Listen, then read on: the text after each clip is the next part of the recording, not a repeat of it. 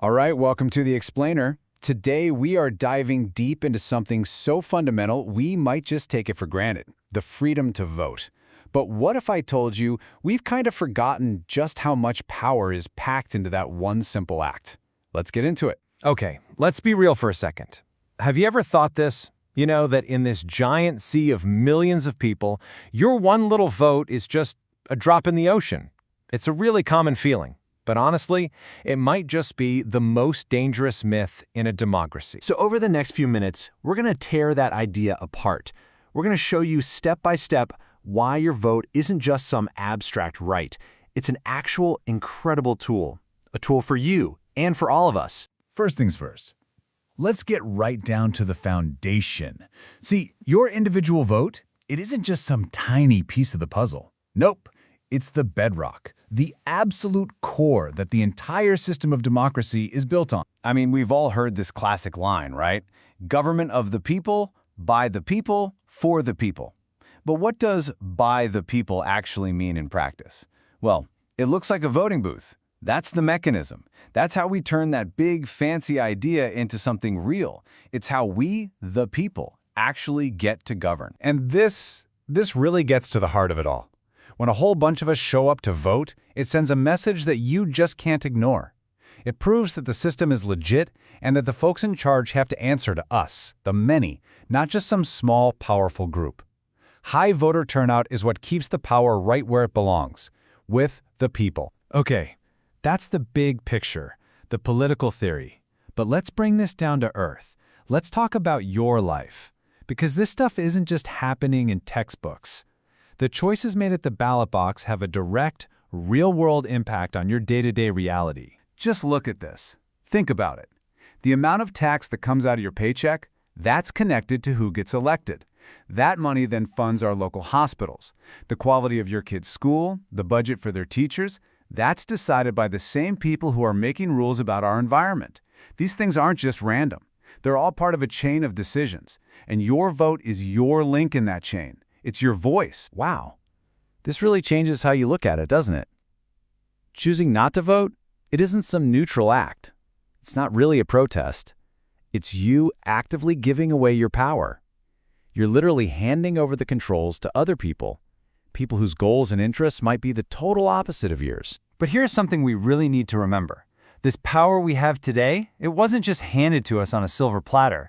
It was paid for. It was earned. And it carries with it the incredible weight of history and sacrifice. And this is so crucial to understand. For a long time, one of the main ways to keep people down was to deny them the right to vote. People fought for this. They marched. They protested. Some even died for the very same freedom that you and I can use so easily today. This right was won, not given. So when you look at it like this whole journey from oppression to struggle, voting suddenly feels different, right? It's not just a choice anymore. It feels like a duty. Every single ballot cast is a nod to those who fought for it, and it makes our whole community stronger for the future.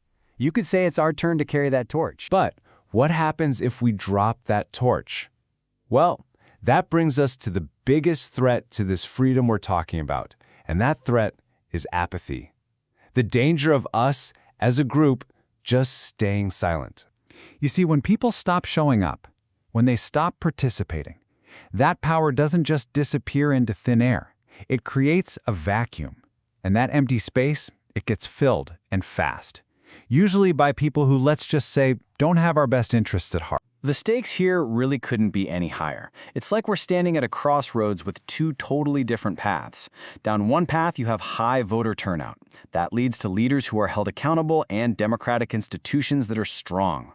But the other path, that's the path of apathy, and it leads to a risk of authoritarianism, a chipping away of our civil liberties. The choice between those two paths, it's made every single election, one vote at a time. And here's why that's so critical. Low voter turnout takes away the single most powerful tool we have to keep our leaders in check. The fear of being voted out of office is what forces them to listen, to be accountable. Without that threat, we're basically just handing them a blank check to do whatever they want. Which, brings us right back to where we started. Back to that nagging doubt that we talked about at the beginning. So let's face that myth head-on, right now, and finally put it to bed. There it is, that little voice in the back of your head saying, "What I do doesn't matter." It's such a tempting thought, but it's also so dangerous. Because if enough of us believe it, guess what? It becomes true. But here's the reality check, and it's backed by history. So many crucial elections. We're talking presidential races, local seats, laws that affect millions of people, have been decided by a razor-thin margin. Sometimes a few hundred votes, sometimes a few dozen, sometimes even just one. Your vote is never meaningless. It's always, always part of that final number that shapes our future. So, let's just be crystal clear about this. Staying home on Election Day isn't a protest. It's silence. It's you giving up your right to have an opinion that actually counts. It's choosing to mute your own voice. And that's what this all boils down to. Your vote is your voice. It's your power.